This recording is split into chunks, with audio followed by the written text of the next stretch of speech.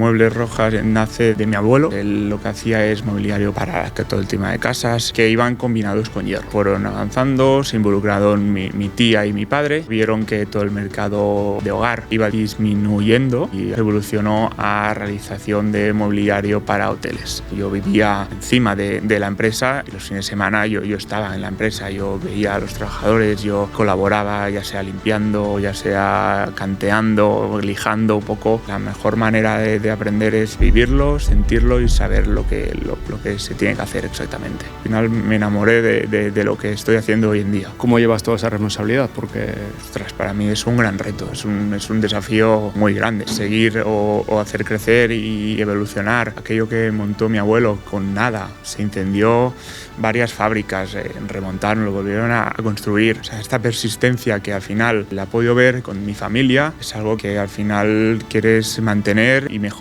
siempre. ¿qué es lo que te motiva a ti, ¿no? Que siendo tan joven, esas ganas de continuar en el sector de la carpintería? Básicamente mi principal motivación es... Bueno, pues lo primero y más importante de hoy.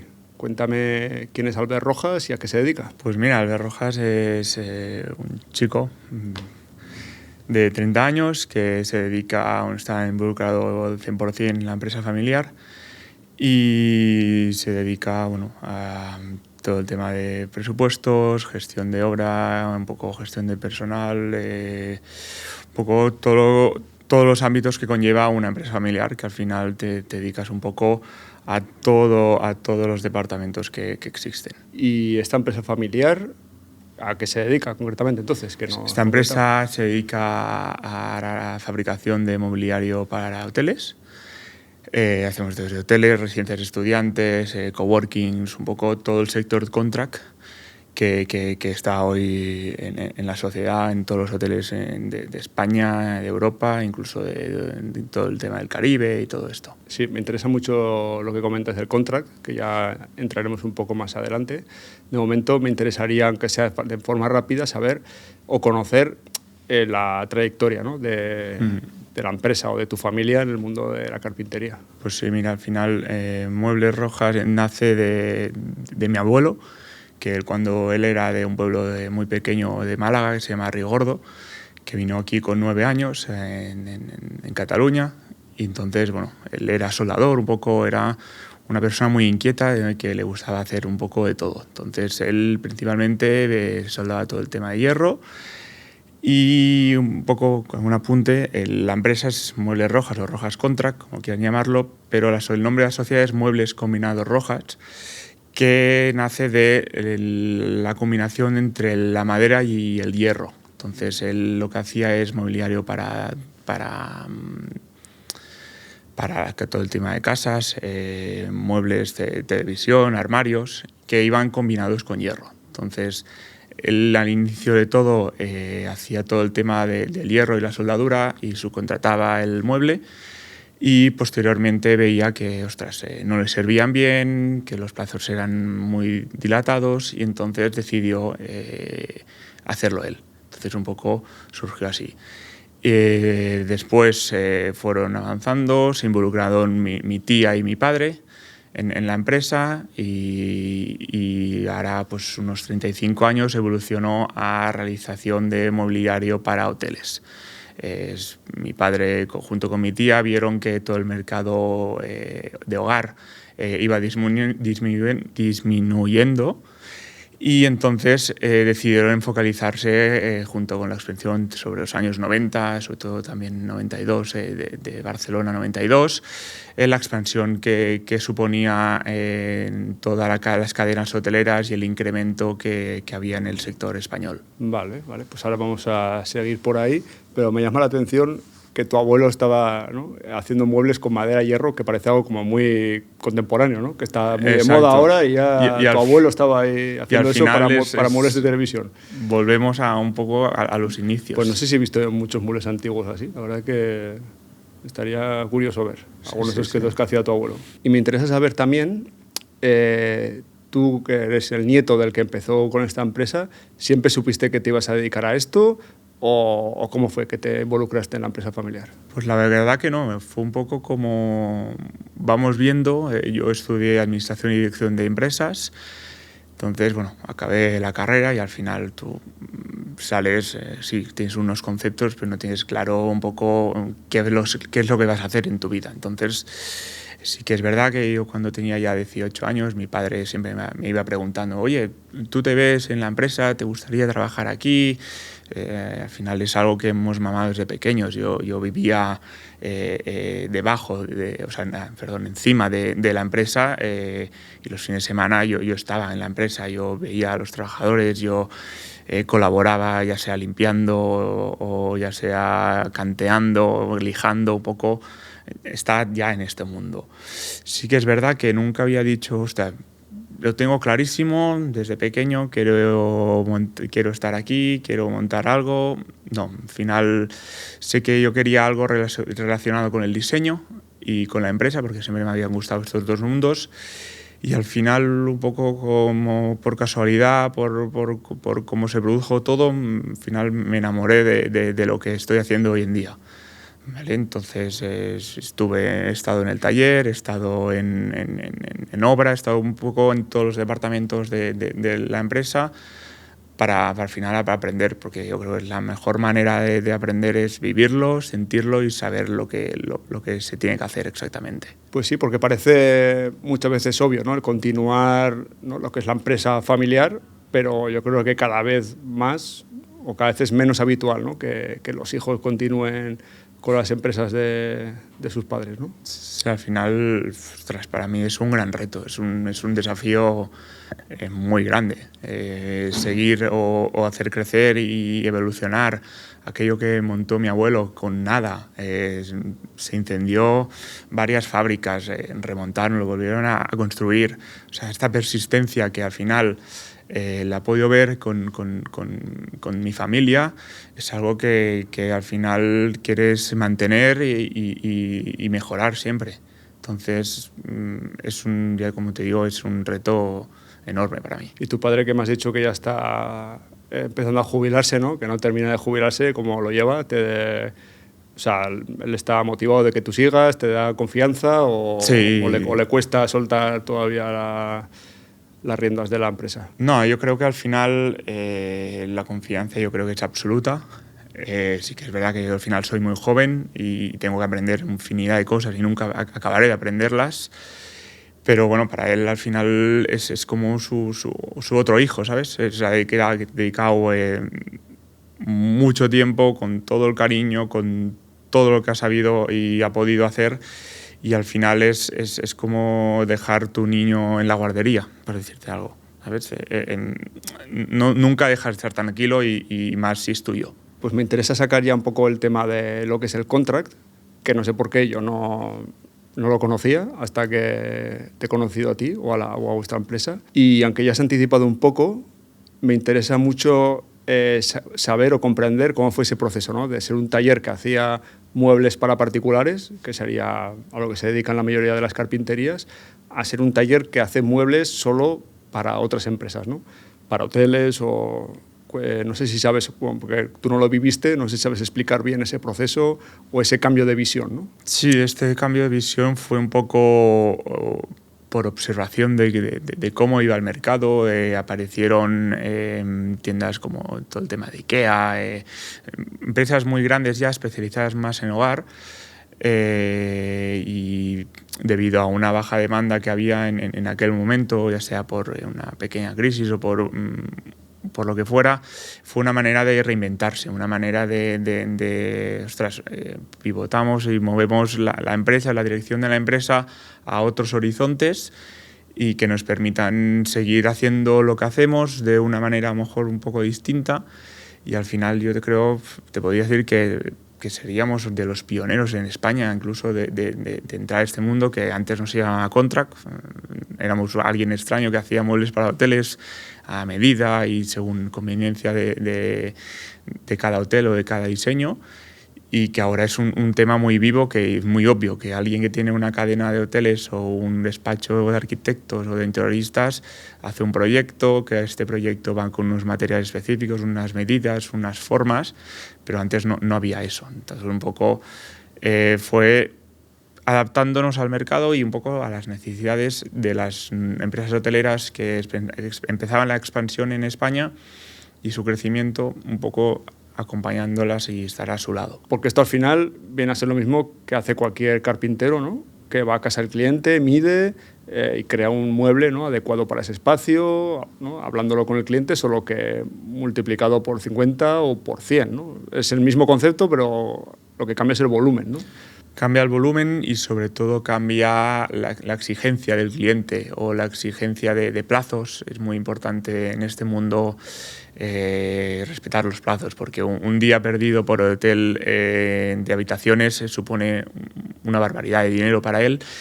Y básicamente es esto, es el ser consciente de que es tu máxima prioridad, que tus plazos tienen que ser exhaustivos y tienen que ser reales y un poco adaptarse a las situaciones que vienen en la obra. Ya, gestionar eso no tiene que ser nada fácil, la verdad. No.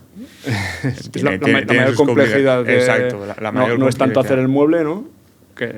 Sino hacerlo en los plazos y gestionar todo para que esté colocado en ese momento, ¿no? También el montaje y todo, ¿no? Sí, la gestión del montaje seguramente es el gran hándicap de todo esto, porque mira, al final fabricar, tú sabes que puedes calcularlo incluso, es el tiempo determinado que necesitas para hacer X muebles, pero la obra muchas veces, nosotros somos un industrial, pero la constructora o quien lleve la obra tendrá 8 más, tiene el fontanero, el electricista, un poco, somos uno más que muchas veces, y somos el del final, junto con el pintor, y sí que no pasa nada si el fontanero se retrasa, pero porque luego viene el de detrás, que somos nosotros, que es el carpintero que tiene que hacer del mobiliario, que es los detalles, para así decirlo, y al final hay muchas veces que los plazos se nos comen, que les han comido por problemas de otros, al final lo repercuten en bueno, se le pasa a todos los carpinteros, solo que a vosotros es un poco más complicado, pero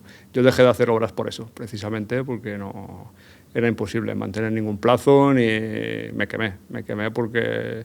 ¿no? La obra iba a empezar en mayo, al final empezaba en junio, pero ya el cliente iba a tener un hijo en julio, pero tú ya no tenías tiempo y todo, ¿sabes? Como que siempre caía la presión sobre ti, sí. Y nunca tú controlabas los tiempos, pero sin embargo sí que te comías la responsabilidad, ¿no? De la entrega, y al final dije que no. Hace muchos años ya empecé a hacer muebles sin dar plazos de entrega y me cambió la vida. Ni más ni menos. Pero me lo pude permitir, sí, obviamente aquí no, vosotros tenéis que mantener los plazos. Sí, sí. Y me recuerda mucho esto que me cuentas también cuando empezaba de carpintero, que nos llamaron a varios carpinteros ahí de Navarra para hacer un hotel en Ibiza, creo que era, hace ya 10 años o más. Y lo que dices, tenían que abrirlo para la temporada y al 1 de junio nos mandaron ahí, ¿no? Bueno, nosotros de Navarra, pero había igual 300 carpinteros allá. Y aquello era un caos, pero estaban todos a la vez, los fontaneros, los carpinteros, los soldadores, todos a la vez trabajando allí, y aquello fue un desastre total, vamos, porque tenían que abrir sí o sí para el 15 de junio, no sé cuál era la fecha, y viví esa presión que cuentas tú de los hoteles, claro, se les va... Un hotel pierde la temporada, ¿no? O pierde 15 días de temporada y... Se le va todo lo que ha invertido, todo lo que ha apostado, al final se le va. Al multiplicar esto es una obra, pero multiplicarlo... No sé cuántas obras podemos llevar a la vez, pero yo qué sé, 8 o 10. Claro. 8 o 10. O sea que ahora justo a estos meses serán horribles, ¿no? Antes del verano, porque... Sí, mucha gente quiere acabarlo. También antes de Semana Santa, un poco... Nuestro mercado, por así decirlo, es un poco... temporada baja, ¿no? Es temporal. O sea, muchas veces tienes un pico de faena muy grande en una temporada, luego te baja, no tienes una estabilidad que vas haciendo y van saliendo los muebles. En verano bajará, ¿no?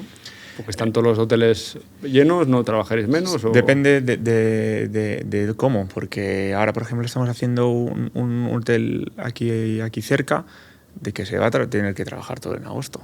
Vamos a tener que fabricarlo todo en julio y todo el tema de montaje y todo esto en agosto se va a tener que gestionar para que pueda abrir en septiembre. Para que pueda abrir en septiembre. Pero bueno, ellos ya no aspiran a tenerlo abierto en temporada alta, pues. No. Bueno, sí. Va a depender mucho del cliente, ya te digo. Espero que te esté resultando interesante el episodio. Yo quiero interrumpir solo un momento para agradecer enormemente la labor de los patrocinadores que hacen posible que este podcast exista y que tú lo puedes estar viendo ahora mismo. Ellos son Quilosa, SCM, Puertas Minguela, Finsa, Festool, Isaline y Madera Sostenible, que nos está echando una mano también con la difusión del podcast. Gracias a todos, de verdad. Y a todo esto, anímate a suscribirte al canal, que a mí me ayuda mucho y a ti no te cuesta nada. Bueno, seguimos. Y así que recuerdes, ¿tienes como algunas obras en la empresa que hayan sido más espectaculares o ¿no? ¿Qué tipo de hoteles son? ¿Hay cosas especiales que puedas así recalcar? Sí, pues un poco variopinto, pero mira, recuerdo una que hicimos, creo que era en Canarias, que bueno, el despacho de arquitectura y de interiorismo habían dibujado en el cabezal una palmera que tenía que estar con la melamina y todo en conjunto con el tema de textil y todo. Y un poco nos daban la referencia de un render, pero luego no nos daban ni una imagen ni nada que podíamos palpable para imprimir. Entonces, ostras, dijimos, ¿cómo lo hacemos? Entonces, lo que hice es, me cogí el iPad y empecé a dibujar con el iPad la rama que yo veía en render. Entonces, me dibujé el cabezal, lo hicimos, lo pudimos imprimir y al final salió como el interiorista había pensado. Pero bueno, al final es un poco adaptarte siempre a las necesidades y darle la solución al cliente. Y una cosa que me gustaría que profundizaras un poco más, porque no me hago la idea, es el tema de los montajes, ¿no? Porque hablas de un hotel en Canarias, ¿no? Por lo que veo también antes me has comentado, creo que antes de empezar, ¿no? Que también habéis hecho hoteles en Sudamérica. Uh-huh. ¿Cómo gestionáis eso? O sea, ¿tenéis un equipo que se mueve o tenéis que buscar gente local que haga los montajes o cómo se hace eso? Muchas veces lo que hacemos, casi todas, tenemos a alguien de la empresa responsable, un encargado de obra, que esta es la persona palpable al día a día para el hotel que está in situ en obra, y nos apoyamos de equipos de montadores, a veces de locales o incluso a veces pues hemos tenido que llevar de aquí y nos lo llevamos para donde sea la obra. Por ejemplo, hicimos una obra en Ámsterdam, allí no teníamos contacto de gente para montar, y decidimos desplazar todo el equipo. Pero siempre intentáis buscar por allí, pero claro, sí, puede ser complicado a veces. Sí, sobre todo puede ser complicado encontrar a gente libre para trabajar aquí, ¿no? Pues como para encontrarlo por allí, ¿no? Que sí. Al final es el boca a boca, estar en obra y al final con contactos, pues mira, al fontanero, hostia, ¿conoces a alguien? Un poco bajo, funciona así. Porque ¿cuántos montadores puede haber, por ejemplo, para hacer un hotel? Porque tiene que ser muy rápido, entiendo que tiene que ser mucha gente o... Depende un poco de los plazos, como te decía yo, como lo pacten, pero pueden haber, desde un equipo puedes tener de 40, que muchas veces no encuentras empresas o personal autónomo de una sola empresa, sino que tienes que dividir la obra. Pues, por ejemplo, tú te vas a dedicar a la colocación de puertas, tú de armarios, tú de cabezales, pero ya te digo, puede ser desde 40, un pico muy alto, extremo, a lo que suele ser habitual entre 10, 8 montadores. Luego sí que están los peones o la gente que distribuye todo el tema del material. Y me interesa conocer también todo lo que es la parte de la fabricación, porque tenéis un taller propio, ¿no? Una pequeña fábrica, por decirlo así. ¿Cómo sería, ¿no? un proyecto de fabricación aquí en cuanto a materiales, maquinaria, para hacer los muebles de hotel? Los muebles van en la oficina técnica, que es la oficina encargada de dibujar y de plantear cómo se va a fabricar el mueble, con todos sus mecanizados, los herrajes que van a ir y la distribución en cada una de las máquinas que tenemos y disponemos. Principalmente habrían 2 ramas, que sería todo lo que va en seccionadora, y la otra rama que es todo lo que va en el control numérico. Después de todo el corte y el mecanizado que lleve la pieza, ya sea por un lado o por otro, va todo en la canteadora, donde chapamos los cantos, y posteriormente todo aquello que precise una segunda mecanización o una primera, en el caso de toda lo que va en la seccionadora se introducen ya bien en el control numérico vertical que tenemos o en el taladro horizontal, que allí pues se ponen todo el tema de clivillas, herrajes y cortes, especificaciones que precise cada una de las piezas. Posteriormente, todas estas piezas van ya al ensamblaje, en el caso que sea pues, el producto como una melamina. Y si fuera un producto como un DM lacado o una chapa barnizada, pues va a la sección de barnizado y posteriormente ya al ensamblaje o al embalaje según precise el mueble. Que este embalaje posteriormente se colocan en palets y van distribuidos ya sea en un gran palet con todo tipo de herrajes que precise la obra y ya van al transporte, ya sea marítimo o por terrestre. Y he estado viendo el taller y he estado viendo esto que me cuentas, ¿no? De la seccionadora y los controles numéricos que tenéis, que son de nesting, ¿no? Uh-huh. ¿Cuál es el motivo? Porque no conozco yo mucho estos procesos. ¿Cuál es el motivo de ir de cortarlo en la seccionadora o cortarlo en el nesting? ¿En base a que se prioriza una máquina u otra? Pues básicamente existen dos opciones, que una es por la carga de trabajo, pero esa es menos usual, y la que normalmente se utiliza es que va directamente al control numérico cuando la pieza tiene mucho mecanizado, ya sea sobre todo los laterales de los armarios que precisan pues, ya sea para estantes, ya sea maquinizados de ensamblaje, todo lo que precise pues normalmente va directamente al control numérico, más que nada para que cuando menos veces toques la pieza, pues al final los costes se te disminuyen. Y el tema de la seccionadora, pues muchas veces van pues los altos y el bajo, que sí que bien es cierto que tiene mecanización cuando pues lo montas con tornillo clivilla o depende del ensamblaje que utilices, pero eso lo pasamos por como te comentaba, en el taladro vertical o el horizontal, que ya directamente ya te hace el taladro y te pone la clivilla. Entonces optimizas mucho más los procesos. Sería más rápido, ¿no? Exacto. O por ejemplo, también las puertas del armario las harías en la seccionadora, ¿no? Que solo tendrías que hacerle luego los mecanizados de las bisagras y los laterales de los armarios los harías en el nesting. Exacto. ¿No? Por ejemplo. Exacto. Ese sería un ejemplo claro. Uh-huh. O traseras, por ejemplo, o cajones. Pues lo sacas todo desde la seccionadora, que aprovechas mucho más el material y luego lo mecanizas. Que al final, como necesitas o precisas de estas máquinas que te comentaba, para ya sea colocación de herrajes o lo que fuera, pues te permite esa mayor velocidad y al final es una reducción en costes, porque, como decíamos, lo multiplicamos por 200, 300 unidades. Y supongo que gestionar, ¿no?, tantas obras con tanto volumen de muebles tiene que ser bastante complicado, no me lo quiero imaginar.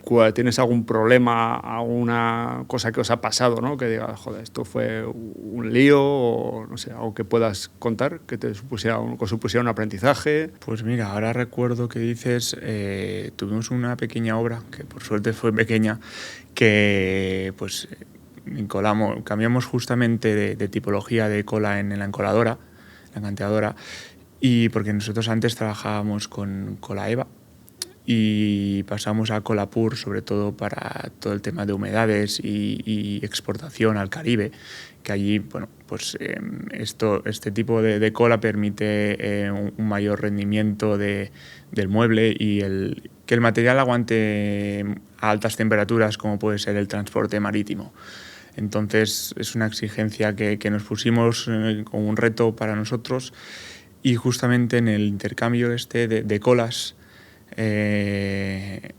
nos estábamos iniciando en la cola PUR y tuvimos el problema de que no habíamos programado bien la temperatura de fundición de la cola, y en un proyecto, aunque lo canteamos todo con esta nueva cola, y tú aparentemente notas como si estuviera canteado, pero al cabo del tiempo pues se nos despegó. Y fue un gran qué, porque, ostras, ¿estaba ya entregado? Estaba todo entregado, todo montado, todo acabado, y de vez en cuando se iban empezando a descantear los laterales de los muebles ya montados, en este caso eran lacados, O sea, imagínate el panorama. ¿Y dónde era la obra? Por suerte era aquí en Barcelona. Pudimos en un hotel grande en el Caribe, ¿no? Y cierras, exacto, ¿no? Y hostia, tienes que volver a repetir. Te sale más a cuenta repetir los muebles. Y ya te digo, era lacado y por suerte, bueno, al final puedes enviar gente, lo puedes lacar ahí in situ, sacando el canto, volviendo a poner. Puedes solucionar algún problema, pero ostras, no me quiero imaginar esto en un gran proyecto de las características que solemos hacer con esta problemática. ¿Y el problema qué era? ¿La temperatura? Era la temperatura de fundición de la cola, no era la exacta, y entonces la lengüeta no le daba bien a todo el tablero. Sobre todo teníamos el problema en el espesor 30, 40, que no le daba en toda la superficie, y entonces pues al final quedaban huecos y al cabo del tiempo se despegaba. Y una cosa que me llama la atención un poco de lo que estoy viendo de la empresa es, yo creo, la dificultad de gestionar todas estas obras que lleváis, ¿no? Simultáneamente, ¿no? En diferentes países, con toda medida, ¿no? Con tantos montadores en diferentes lugares. ¿Qué porcentaje de la empresa, o sea, cuántas personas sois y cuántos os dedicáis a fabricar y cuántos estáis en la parte de gestión de todo este follón que tenéis? Pues mira, así más o menos debemos ser unos 40, 45, depende de la época, porque sí que es verdad que en taller pues sube más cuando tenemos más trabajo, y más o menos debemos estar a la par, 47 en todo el tema de oficina y gestión y 53 en fábrica, pero sí, más o menos los números van por ahí. Ya. ¿Y en la oficina qué estáis? Sobre todo diseñando, buscando los proveedores, buscando, ¿no? materiales para todos los proyectos a medida, o cómo, ¿en qué se va el tiempo en una...? El tiempo se va, tenemos a gente de compras, gente de estudio de presupuestos, que bueno, al final precisa mucha agilidad y hemos visto con el tiempo que como más rápido presupuestes, mejor atendido está el cliente y más oportunidades hay de poder coger la obra. Y luego hay una gran parte que es todo el equipo técnico que se encarga, bueno, todo el tema de mediciones de obra, en planteamiento de cómo va a ser el mueble y interacción con el cliente y control de toda la obra. Y con todo esto que comentas de los presupuestos, me surge una duda. En el mundo contract, ¿no? que vais a hoteles y tal, los precios, o sea, son precios más caros que atendiendo a particulares, ¿no? por tratarse de igual de hoteles, ¿no? de alta gama, o al revés, o al estar enfocados en tanto volumen tenéis que son muebles muy ajustados en precio. Sí, al final la segunda que tú dices, son precios. Sí que es verdad que por el volumen optimizas mucho más los procesos, ya sea pues la gente de arriba de la oficina o la oficina técnica de abajo, optimizas mucho más los costes y los precios son más económicos y bueno, y cada vez más la competencia es mucho más feroz. Y el cliente pues va mucho a precio, a conseguir lo más económico que puedas y hacer realidad su proyecto. Sin embargo, has comentado al principio, creo que, ¿no? que cuando hicisteis este cambio un poco era también motivado por el surgimiento de empresas, ¿no? grandes que hacían muebles, ¿no? como IKEA y tal. Sin embargo, en este sector eso no existe, ¿no? O sea, como que no hay opción de... Bueno, supongo que también habrá hoteles que amueblen sus habitaciones con muebles de IKEA. O... Yo no los conozco, pero sí que es verdad que IKEA o Leroy Merlin se están metiendo incluso ya van en ferias especializadas en contract, se están metiendo en este sector. No sé cómo acabará yendo, porque al final, aunque tú quieras y tú puedas, la estandarización es posible, pero hasta cierto punto, porque cuando hay una reforma, los huecos de armario no te los vas a encontrar iguales y muchas veces al cliente no le vale medida de, me invento, 120, 130 y 150. Pues no, el cliente quiere pues estas tipologías de habitaciones pues a 155, o estas a 170, estas... Sí que es verdad que nosotros también es como contradictorio, nos interesa estandarizarlo de alguna forma, pero le damos este plus, ya sea con materiales, ya sea con diseño o o con servicio al cliente. Y esto que me comentas de que ya están yendo a ferias, ¿no? Estas grandes superficies, me interesa saber cómo capta nuevos clientes una empresa como la vuestra. O sea, ¿tenéis también alguien que se dedica al marketing o cómo hacéis para, ¿no?, para daros a conocer o para crecer? Sí, nosotros tenemos un equipo comercial que se encarga, bueno, pues de visitar ya sea constructoras, projects o cadenas hoteleras para obtener proyectos. Hay veces que cuando los proyectos ya son de gran volumen ya entras vía por el nombre o por la institución que eres, y otros es pues o contactan por la web, posicionamiento web, de fabricación de muebles para hoteles, y estas son las 3 vías. Incluso, bueno, a lo mejor hay una cuarta vía que sería la de ir a ferias, pero nunca sabes qué rendimiento sacas de ello, porque a lo mejor no es inmediato y al cabo de unos años, porque has ido en esta feria, sí, pues acabas teniendo algún proyecto. Es difícil medir esta rentabilidad. Entonces, como has dicho, para que quede claro, el equipo de comerciales... El equipo comercial, el tema de las ferias, el tema de la red de internet y posicionamiento web. Y el cuarto me lo he comido. Bueno, pues no pasa nada. Yo tampoco me acuerdo del cuarto. No sé si ha habido un cuarto. Cuando los que lo estéis viendo ahí en YouTube o en Spotify, igual lo podéis poner ahí en el comentario cuál se nos ha quedado. ¿Y las redes sociales, a eso le dais algún tipo de importancia? ¿Tiene alguna relevancia para vosotros o es un poco lo típico de cómo está todo el mundo, pongo ahí las fotos? O... No, yo creo que la importancia le debemos de poner como la que tiene. Al final somos una sociedad que actualmente vive con las nuevas tecnologías, y la gente de compras de las cadenas hoteleras, los constructores también tienen este tipo de aplicaciones, y al final creo que tenemos que darle la importancia que se merece, y es importante tener cuidada esta imagen. ¿Y tenéis a alguien que se dedica a eso? Sí, tenemos una persona, en este caso subcontratada de la empresa, que se dedica a todo el tema de recopilación de fotos, que es un gran qué, porque muchas veces en proyectos no puedes conseguir fotos o no tienes tantas fotos como te gustaría tener para poder ir publicando regularmente. Pero sí tenemos una persona encargada de llevar todo el tema de redes sociales como Instagram, LinkedIn, todo esto. Y bueno, claro, como dices, no se puede medir, ¿no? ¿Qué parte de las 5, ¿no?, de las 5 partes son más relevantes o funcionan mejor?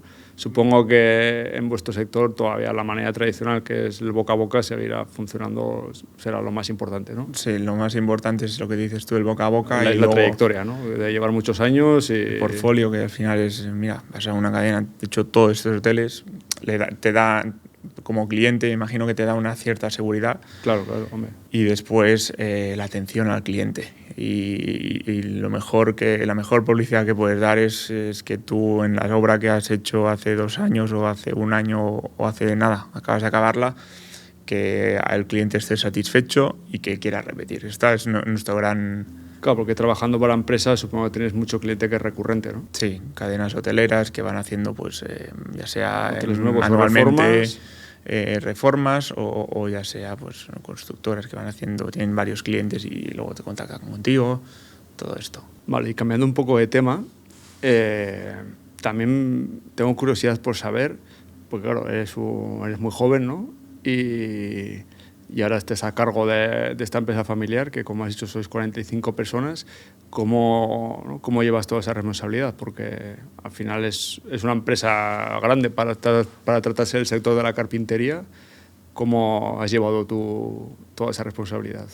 Bueno, al final intentas rodearte de un equipo humano fuerte que te pueda apoyar en todas estas situaciones, y un poco sobrellevando cada una de las áreas de la empresa, confiando en la gente, que al final es de lo que se trata, y tener un equipo humano bueno y fuerte como para poder hacer realidad los proyectos de los clientes. Aunque esto, justo este comentario me recuerda lo que hablábamos antes de empezar ya a grabar, ¿no? De algunas personas, ¿no?, que tenéis en el taller que llevan muchos años, ¿no?, que son una parte importante, ¿no?, de la empresa, porque llevan muchos años y conocen, ¿no?, la parte de la fabricación del oficio muy bien, pero que claro, cuando se jubilen, ¿no?, pues va a ser una problemática para esta empresa, y lo mismo pasa, yo creo, en la mayoría de las empresas del sector.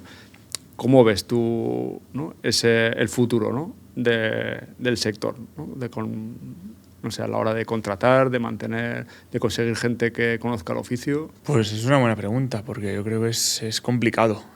Hoy en día la gente no quiere ser carpintera, la gente quiere trabajar en otras ramas, y en los oficios y artesanías no quieren. Y no solo no quieren, a lo mejor seguramente lo desconocen incluso. Entonces eso es un gran reto y una gran problemática a la vez, porque encontrar a gente como la que mencionabas va a ser complicado. Incluso, bueno, veremos cómo lo podemos hacer. La idea de la empresa principalmente actual es intentar poner la máxima tecnología posible para realizar procesos mucho más rápidos, ya sea desde el departamento de compras hasta el taller. Pues ahora yo creo, pues, por ejemplo, lo que dices ahora en taller, hará unos 3-4 años introdujimos un robot de descarga. Pues al final es una tarea que sí lo puede hacer un operario, pero si nos la hace una máquina que al final te lo puede distribuir como tú eliges, pues es algo que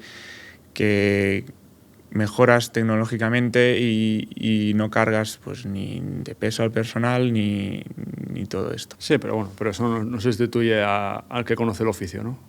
No. De momento. El Esto que descarga la máquina, bueno, eso desde luego a nadie le va a suponer ningún problema que haya un robot que descargue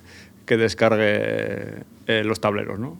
El problema es que haya un robot, bueno, el problema o la solución, ¿no? Que haya un robot que sepa hacer lo que hace la persona con oficio, ¿no?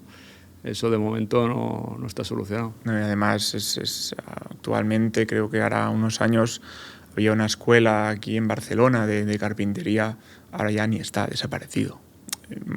Un poco por eso que comentábamos. De carpintería todavía hay unas cuantas en Barcelona, ¿no? Sí. Yo creo que sí, Sí. Yo conozco esta, que era muy grande, que es la que había la gran mayoría de yo voy a una mañana. De carpinteros. Ah. O sea que no sé si hay más, pero... ¿Cómo se llama? No me acuerdo el nombre, pero voy mañana a hablar sobre el tema de acabados y eso. Voy a visitarles. A ver ahí, si hay en todos los lados, eso sí. Otro tema es que la gente de ahí salga conociendo un oficio, o sobre todo queriendo trabajar del oficio, que eso es lo que más pasa muchas veces, ¿no? Que la gente que es muy joven pues estudia el grado, la FP, pero luego pues bueno, estudia otra cosa, luego otra, y o sea, no hay... Al final no acaban en el sector. No acaban en el sector, ¿no? Gente que estudia de los 16 a los 18 o la edad que sea y se pone a trabajar. De hecho, cuando hablabas de que vuestro foco es poner en mejorar la tecnología, ¿no?, para optimizar los procesos, yo siempre hay una cosa que me cuestiono, ¿no?, o que me surge la duda, porque es como una pescadilla que se muerde la cola, ¿no? Que es que no hay gente para trabajar, ¿no?, en muchas partes, en muchos oficios.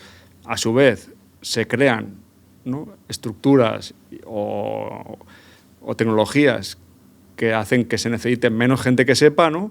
Y es como alguna cosa que se retroalimenta, que no sabes por qué. No sé si es que se crean las máquinas porque no hay gente, o no hay gente porque hay máquinas, o las dos cosas están sucediendo a la vez, pero desde luego es cada vez más difícil, ¿no?, encontrar gente que tenga experiencia y que esté dispuesta a trabajar en los oficios.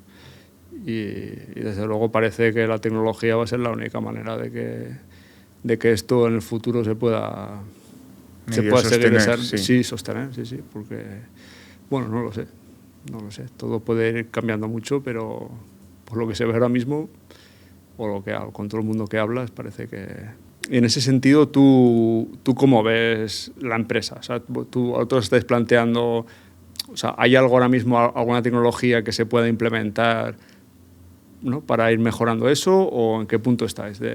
Porque ya tenéis, ¿no?, ahora mismo el control numérico, el nesting en carpintería sería lo más, bueno, o lo que yo conozco, ¿no?, lo más tecnológico, ¿no?, para producir. Sí, también programas de dibujo en 3D que sean mucho más ágiles, que no requieran de tanta formación técnica, sino que con pocos conceptos tú puedas ya dibujar el mueble y tal, y después pasarlo a fabricación. Un poco optimizar los procesos de, pues, si la gente de arriba dibuja con el mismo programa que la oficina técnica, pues te ahorras todo el trabajo que ha hecho el técnico, la persona de la oficina, pues se la puede ahorrar a la oficina técnica y además puedes hacer que aquella persona pueda ser más productiva, puede hacer más proyectos, puede hacer más. O sea, que vuestra mejora ahora mismo está más enfocada en la parte de diseño que ya en la de fabricación. Sí, al final fabricación tenemos las máquinas, por suerte, bastante nuevas y tecnológicamente hablando de lo último, que nos permite unos procesos con los tiempos máximos o más óptimos de fabricación.